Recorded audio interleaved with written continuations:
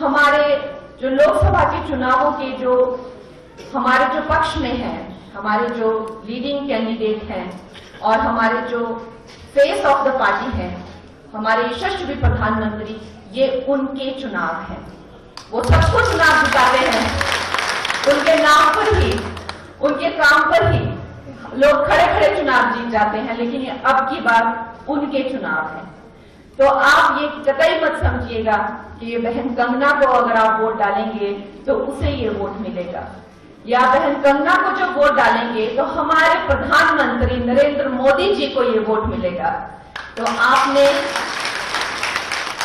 किसी तरह की कोई कमी हमारे क्षेत्र से नहीं होनी चाहिए। मैं ये समझती हूं कि फिल्म इंडस्ट्री में मैंने कुछ काम किए हैं जिनके कारण मुझे समृद्धि मिली है, जिनके कारण मुझे पूरे समाज में, पूरे विश्व में नाम मिला है, सम्मान मिला है।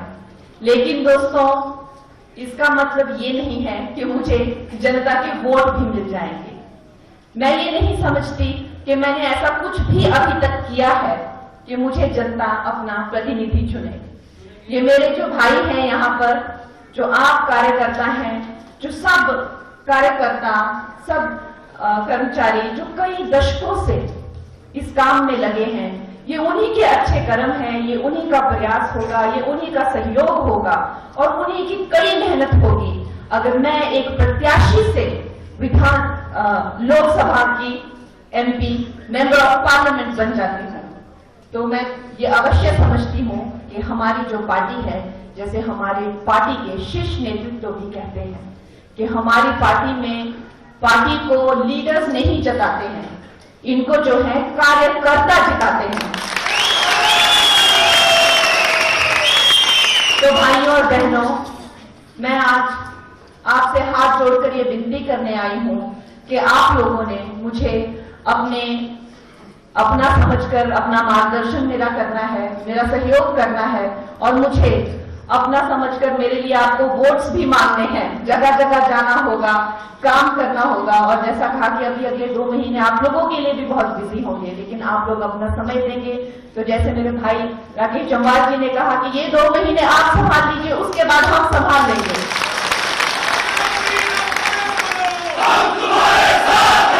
दोस्तों, आज मेरे बहुत युवा दोस्त आज यहाँ आए हैं।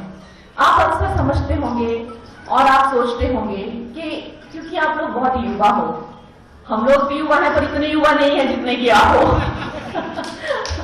तो आप लोग समझते होंगे कि क्या हुआ है 2014 में, जो ये कोई आसमान्य सा काम हुआ है कि आप लोगों ने वो वक्त नहीं देखा है, हम लोगों ने वो वक्त देखा है। जैसे हमारा देश जो है कई सदियों की गुलामी के बाद जब स्वतंत्रता से निकला था दोस्तों, तो उस टाइम पे एक मनुष्य की जो लाइफ एक्सपेक्टेंसी थी वो कितना जीवन जीता था, 28 साल तक का ऑन एन एवरेज जीवन जीता था। भूखमरी से ग्रस्त, रोगों से ग्रस्त और गरीबी से बहुत बुरी तरह से ये देश ग्रस्त था।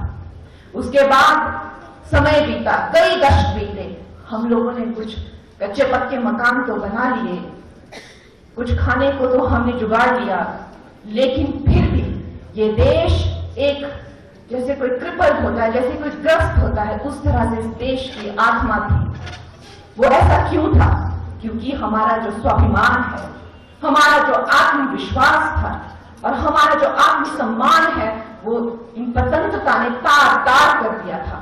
लेकिन जब यहाँ पर उसी विदेशी सोच विचार वाली सरकार आई, उन्हीं की ही एक एक्सटेंशन या उन्हीं की ही एक सरकार वो कही जा सकती है, वो महिलाएं भी विदेशी मूल की थी, उनकी सोच भी, जो उनके सब कर्मचारी थे वो भी विदेशी मूल की ही सोच रखने वाले थे, उन्होंने हमारे आत्मसम्मान को झंझोड़ के रख दिया। ऐसा कर दिया कि भारतीय होना या भारतीयता की बात करना, अपने धर्म की, अपने संस्कार, अपने संस्कृति की बात करना एक शर्मिंदगी से भी बदतर होता था। लेकिन इस बात पर हमारे प्रधानमंत्री ने लाल किला से बोला और उन्होंने इस मानसिकता को, जो कि हमारे जो चेतना शक्ति है उस पर एक घाव की तरह है, उन्होंने इसे एक नाम दिया। उन्होंने कहा गुलामी का चिन्ह, और उन्होंने हर एक भारतीय को कहा कि इस गुलामी के चिन्ह से हमें उभरना है।